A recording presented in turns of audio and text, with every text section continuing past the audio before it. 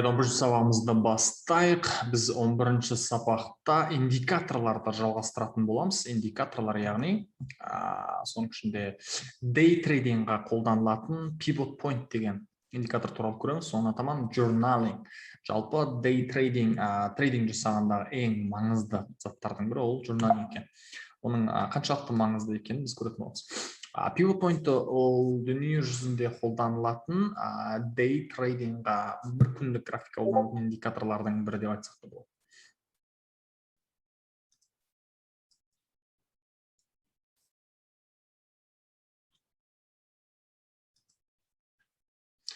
Достар, 11 сабағымызды бастайық. Бүгінгі сабақта pivot point, яғни day tradingға қолданылатын индикаторды көретін боламыз. Индикаторлар жалғасып жатыр, яғни дүние жүзінде қолданатын индикатор және де journaling деген сабақ. Journaling деген ол жалпы трейдинг саласындағы ең маңызды тақырыптардың бірі екен.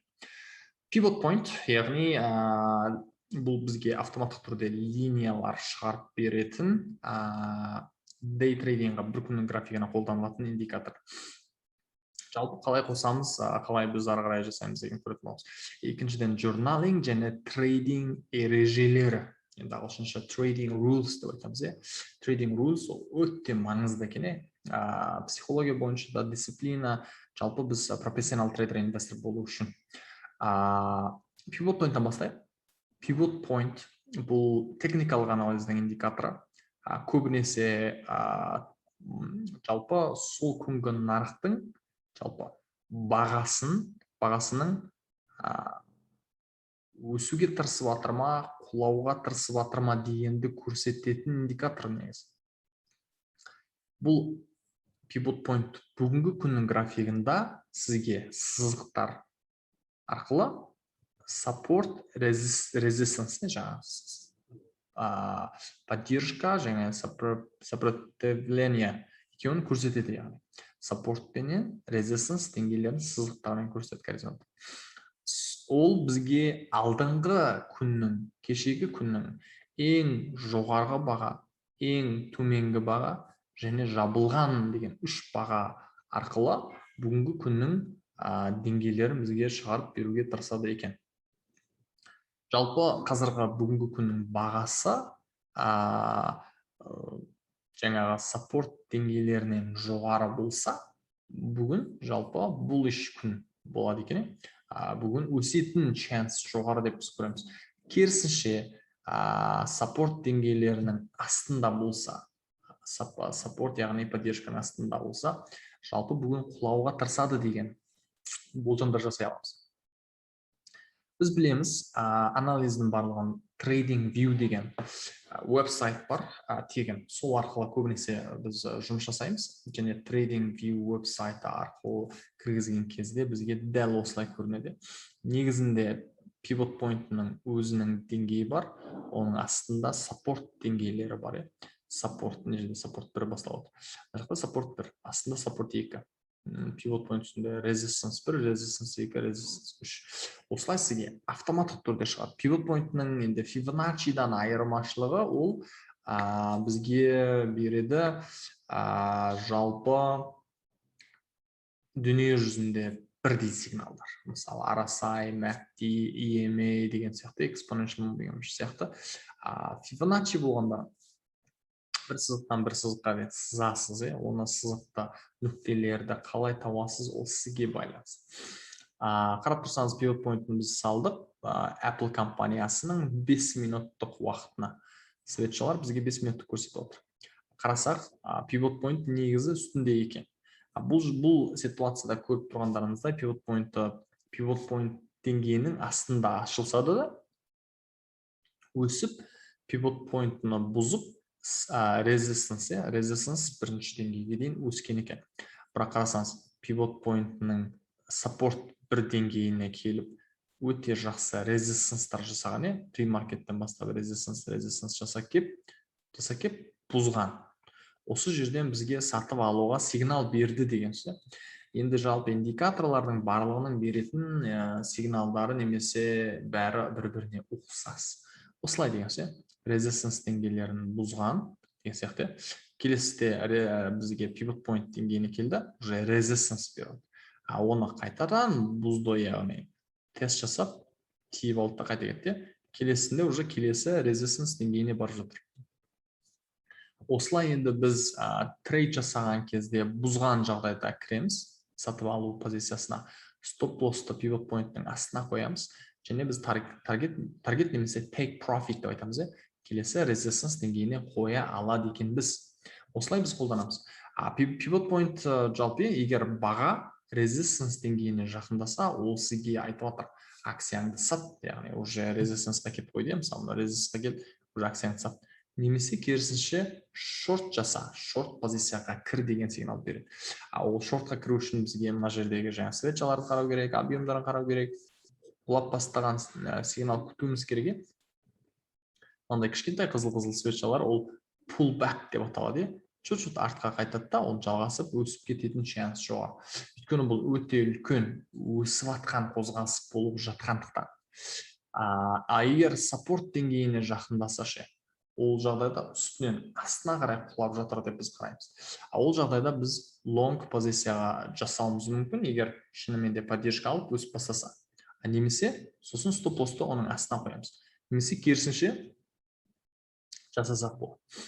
Мысалы, мына жерде болғанда біз шорт позицияға кіре аламыз, керісінше. Мысалы, pivot point-ның деңгейі бұл жерде қай жерде тұр? Мынау pivot point дегеніз, мынау pivot.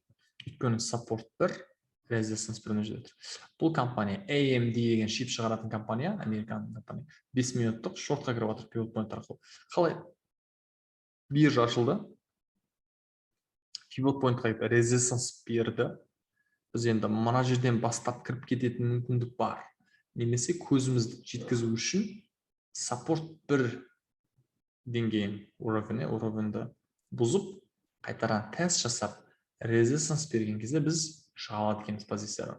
Стоп лоссты біз S1 деген ол support 1 деген сөз. Support 1-дің үстіне қоямыз. Таргетіміз қайтеді. Келескі деңгейі S2, яғни. Одан кейін S3, S4 деп кете беруге болады. Оны біз қайтеміз. Сол кездегі жаңа акциялардың қаншалықты агрессивный қозғалып жатқанына байланысты біз жұмыс жасайды екенбіз. Pivot point болғанда жалпы осындай өте қарапайым, бірақ мен сіздерге трейдинг вьюді жалпы қалай қолданатынын бір рет көрсетіп кетейін. Pivot point-ны біз білеміз, жалпы қалай кіру керек екенін. Трейдинг вью туралы мен басынан айттым, және трейдинг вьюға байланысты жеке бізде сабақтар бар, бонус сабақтар. Соны тағы да көрутеріңізге болады, егер мына платформа әлі түсініксіз жатса. Енді мен NIO компаниясы мысалы кірдім деп ойлайықшы. NIO компаниясы. Біз pivot point-ны қолданамыз негізі 1 минут, 5 минут, 15 минутқа. Көбі жағдайда. Кейбір жағдайда болады 30 минутқа. Негізі өйткені бұл day trading арналған. Енді біз қайтамыз. Бұл жерде мысалы дайын тұр pivot point. Мен бірақ өшіп бастайын. Қайта басынан бастап кіргізу үшін біз индикаторға кіреміз да, pivot point деп жазғанда шығады. Мына жерге жазсаңыз болады, pivot point. Мен енді жазып, жанына жұлдызша қойып болғандықтан менде автоматтық түрде шығып тұр. Мен оны бір басам. Сол кезде ол автоматтық түрде маған шығып келеді. Егер мен қаласам настройкасының ішіне кіріп, мен қайтем кейбір сызықтарының түстерін ауыстыра аламын, немесе мына width деген жуандығы, жіңішке қылуыма болады, бір қылып тастасам болады, қаласам. Өзім білем деген сөз, өзім білем. Кез келген нәрсені солай жасаңыз. Сосын басқалары негізі нормальный көрінеді. Енді бізде бұл жерде көріп тұрғандарыңызда NIO-ға кеше қатты сигнал бермеген. Себебі бұл алдыңғы күні қатты қозғалған, қатты өсіп бар, құлаған. Сондықтан бұл төменгі жоғары деңгейлері биік процент бойынша. Соған байланысты кеше pivot деңгейлері алыс шыққан. Сондықтан кеше бізге ешқандай сигнал бермеген. Мына күні қарасаңыздар, pivot point-ның екінші резистансына кеп тиіп, сосын құлап кеткен, қарасаңыздар. Мына күні қарасаңыздар, support деңгейінің 1, 2 деңгейлерінде, екеуінің ортасында әдемі сигналдар берген. Жалпы болғанда осындай қолданатын тәсілі өте оңай. Support деңгейлері, поддержка деңгейлері, resistance деңгейлері. Осылай бізге гарантия жоқ. үнемі бізге жақсы сигнал береді. Тағы бір екі акцияны сап көрейік. Мысалы, Тесланы сақ қалсақ, Тесла үшін кеше тағы да қатты сигнал бермеген. Алдыңғы мына жерден кішкене поддержка берген. Кеше резистенсті бұзып тастаған. Қатты құлап алып қайта түскен, Тесла. Apple компаниясын көрейік. Apple компаниясы үшін мына жерде резистенс беріпті, алдыңғы күндері, оның алдында поддержка беріпті, әдден поддержка құлаған кезде. Одан кейін мына жерде чуть-чуть берді деп айтуға болады. Соны бар. Негізі кейбір акцияларға жақынырақ болады да, көп сигналдар береді, кейбір акцияларға вообще бермеуі мүмкін. Ол акциялардың жалпы ерекшелігіне байланысты. Кейбір акцияларда кейбір басқа индикаторлар көбірек жұмыс жасайды да, пивот пойнт мысалы азырақ жұмыс жасауы. Кеше жақсы поддержка беріп те, қарасаңыздар, қатты құлап саппорт бірден өскен. Бірақ резистенсқа жете алмаған, пивот пойнтның ең бір жаманы неде, осындай жақсы пивот пойнтның өзінің деңгейі жоқ, көбінесе саппорт пен резистенс деңгейлері ғана бар. Сол себепті жоқ, көріп тұрсыздар. Пивот пойнтның өзінің деңгейі жоқ. Енді трейдинг дейді солай дейміз. Басқа платформаларға кірсеңіздер, пивот пойнт деген деңгей тағы да бар, осы екеуі екі бөлек нәрсе дейміз. Жалпы болғанда осындай пивот пойнт туралы айтатын болсақ. Келесі тақырып трейдинг журналинг. Журналинг деген жалпы біз кез келген затты неге жазамыз? Блокнотқа жазуға болады. Маған жазып отырған нәрсе. Сол сияқты сізге біз дайындап қойған неміз бар, Discordта да бар, көрсеңіздер болады. Журналингнің түрі. Ол көбінесе онлайн түрінде қолдансақ болады, немесе блокнотыңызға жаза берсеңіз негіз болады. Ең бастысы жазу керек. Трейдинг немесе инвестиция жасау бұл хобби емес, бұл серьез зат. Бизнес сияқты қабылдау керек. Егер сіз қашан журналинг жазасыз, қашан барлық трейд жасалып жатқан сделкалардың қай бағадан кірдіңіз, қай бағадан шықтыңыз, қай жерге риск қойдыңыз, қай жерге таргет қойдыңыз, қанша ақша риск қойып жатсыз, қанша ақша минусқа кірдіңіз, не үшін минусқа кірдіңіз, не үшін пайда көрдіңіз, шортқа кірдіңіз бе, лонгқа кірдіңіз бе, қандай акцияға кірдіңіз, не үшін кірдіңіз, бәрін жазып отырсаңыз, сіз өзіңізден өзіңіз үйренесіз және қателіктеріңізді жөндеп отырасыз. Олай жазбайтын болсаңыз, онда болмайды. Онда сізде уже қиын болады. Онда сізде уже сіз біріншіден профессионал трейдер емессіз, немесе инвестор. Екіншіден, сіз өзіңіздің қателігіңізді тани алмайсыз. Үшіншіден, сіз жүре бересіз. Трейдингда журналда жалпы маңызды нәрселер, сіз өзіңізді табу осы трейдинг журнал жазу арқылы. Сауда тәртібін қалыптастырасыз, әдеттеріңізді жақсартасыз. Әдет дегенде, мысалы, мен трейд жасардың алдында бір сағат бұрын психологияның бәрін жөндеп, жақсы кондишн дейді ғой, жақсы кондишнде отыру, жақсы жағдайда. Эмоцияларыңыздың меңгере аласыз, мысалы, кейбір күндері сіз, мысалы, жағдайыңыз кетіп тұр, тым ауырады тұрсыз, бірақ трейд жасап жатсыз. Сіз журналға жазып отыру арқылы сол күндері минусқа кіргеніңізді көре аласыз. Сол кездегі ашқан позицияларыңыз эмоция араласып кеткен болуы мүмкін. Сол себепті. Келесі риск менеджмент, мысалы, бір күні $1000, бір күні $50 рискқа кірсеңіз болмайды. Сіз минусқа кіргенде қандай бір бағадан аспау керек. Мысалы, мен бір сделкам $200 артық минусқа кіруге болмайды деген сияқты. Нарықты түсіну. Және биржаның сделка ашардың алдында нарықты зерттеп алу. Сіз немесе лонг позицияға жақсысыз ба, шортқа жақсысыз ба, стоп-лоссты қалай қою керек, қай жерге қою керек, жақын қойып тұрсыз ба, содан болып тұрма, стоп-лоссты алысырақ қою керек пе, қандай уақытпен жұмыс жасасаңыз дұрыс. Шығындарыңыз көбейіп кетті, яғни журналингнен көрініп тұр ғой. Енді сіз қалай азайта аласыз? Стоп-лоссты қайта істеңіз. Енді осының барлығын жаңа пайданы қалай шешу керек, журналинг арқылы етесіз. Мысалы, сіздерге берілетін журналингнің жалпы мысалы мынандай. Наурыз айының 21-і, дүйсенбі күні мен 5 сделка аштым. Яғни 5 трейд жасадым. APA деген компаниядан $240 пайда таптым, CLBS деген компаниядан $150 пайда таптым, Roku'дан минусқа кірдім. комиссия $40 төледім. Пайда $103 болды. Таза пайда комиссияны алып тастағанда $263 менің қалтама кіріп жатыр. Мен әрбір сделкаға $50 риск қойғандықтан бүгінгі менің пайдам 5 рискімен тең. Яғни мен 5 есе рискідан 5 есе ақша тауып тұрмын деген сөз. Ол кезде бірақ сізде әрбір сделкада сізде $50 рискідан аспау керек, және бір күндік рискіңіз $50 ғана болу керек. Сол кезде ғана сіз осылай жаза аласыз. Мен бүгінгі риск қойған рискіден 5 есе көп ақша тауып отырмын. Менің қалтамдағы ақша 24.933 болған, қазір 25.056 болды. 96. Депозит салған жоқпын. Жаңада ұйқым жақсы. 7 сағат ұйықтадым, қазір көңіл күйім жақсы. Сосын бүткіл жазасы. APA деген акция сатылып кеткеннен кейін көп уақыт өтпей қалды. Көп уақыт өтпей қалды. 4 рет қосылып, 4 рет мен үстіне қостым. Стоп-лосс, яғни рискім 250-ге дейін жетіп кетті. Яғни бұл жерде $50 емес, $250 риск қойған болып тұрмыз ғой. Яғни соның бәрін жазасы, бұл енді мен алғаш рет жазып жүрген журналингтер болуы мүмкін. Сондықтан бұл қарасаңыз, осының барлығын сіз жазып отырып, мен осындай нәрсе жасамауым керек еді ғой, осы нәрсені жасамайым деген сияқты. Сіз өзіңізден үйренеді екенсіз. Жалпы журналинг деген өте маңызды нәрсе. Осыны жазған кезде ғана сіз серьез трейдер болып жатырмын деп ойлаңыз. Жазбаған кезде сіз серьез трейдер емессіз. Қысқасын айтқаныңыз.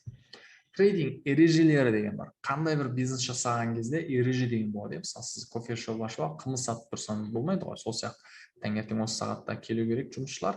Клиенттер осы сағатта келеді, осы нәрсені сатамыз, стандарты бар осындай. Кіріп келгенде сәлемдесесіз. Мысалы, жалаңаш жүруге болмайды, киім болу керек, ақ киім болу керек. Ережелер бар. Сол сияқты жалпы трейдингнің да, инвестицияның да жалпы ережелер деген бар. Сіз ұзақ уақыт инвестор болсаңыз да, қысқа уақыт инвестор болсаңыз, ереже деген ол жаңа айланып келген кезде трейдинг инвестиция ол ойын сауық емес, хобби емес, ақша салып қойғанда өсе салатын нәрсе емес. Оған кәдімгідей энергия, уақыт бөлу керек. Ол қандай бір уақыттан кейін бар сізге ақша алып келетін нәрсе. Бұны сіз өмір бақи сізге қосымша ақша алып келетін зат ретінде қабылдаңыз, және солай қабылдасаңыз сіз бұны серьез аласыз, және серьез алғаннан болып сіз қайтесіз бұны жақсы хоббты түрде білім ретінде қабылдайсыз, тәжірибе жинайсыз. Сол кезде барып бұл сізге ақша жасап бастайды. Оған дейін бұл сізге жай ғана хобби ретінде болады. Менің ережелерім мысал ретінде, мен кез келген трейд жасағанда жоспармен жасаймын, план. Яғни мен қай бағадан кірем, entry, қай бағада стоп-лосс қоям, риск менеджмент, және де таргет, яғни take profit қайда. Осыны мен міндетті түрде қайтем, білуім керек. Кез келген сделка ашардың алдында 30% ережесі. Яғни мен көп жағдайда сделка ашқан кезде 30%-тан бастап сделкамды ашам. Яғни мен $10,000 мен сделка ашқалы жатсам, мен $3,300 мен бастап ашам. Көрем, сосын ары қарай кеткелі тұрма, кетпей тұрма, бірақ салып жібермеймін сразу. Минус күткеннен кейін, минус күн болғаннан кейін демалыс алу. Шама келсе минус болып қалсаңыз, ертеңінде трейд жасамауға тырысыңыз. Бұл сіздің психологияңызда баланс қалып келуге көмектеседі. 3-тен аса келісімнің болуы, confirmation, ол қалай? Бір сделка ашу үшін сізге міндетті түрде 3 түрлі не болу керек? Сигнал, мысалы, жаңалық болу керек, pre-маркетта қозғалысы жақсы болу керек, объемы 100,000-нан жоғары болу керек деген сияқты. Pre-маркет, мысалы, day trading үшін, swing trading үшін, мысалы, саппорт зонасында болу керек, өсетін потенциал болу керек, және де ара сайын 30-ға келген және жақсы бағада болу керек деген сияқты. Ай сайын пайданы шығарып сезе білу. Пайда таптыңыз, айына $1,000, $2,000, $5,000, $100,000 айына шығарып аласыз. Болса, солай жасасаңыз дұрыс. Комиссияны менеджмент жасау. Яғни біз комиссияны басқарып отыру, күніне қанша ақша біз комиссияға беріп отырмыз. Алдымен үлкен картина қарап, ол қалай дегенде фундамент қарап шығу, компанияның техникалық анализ бойынша және апталық, күндік уақыттарымыз көру.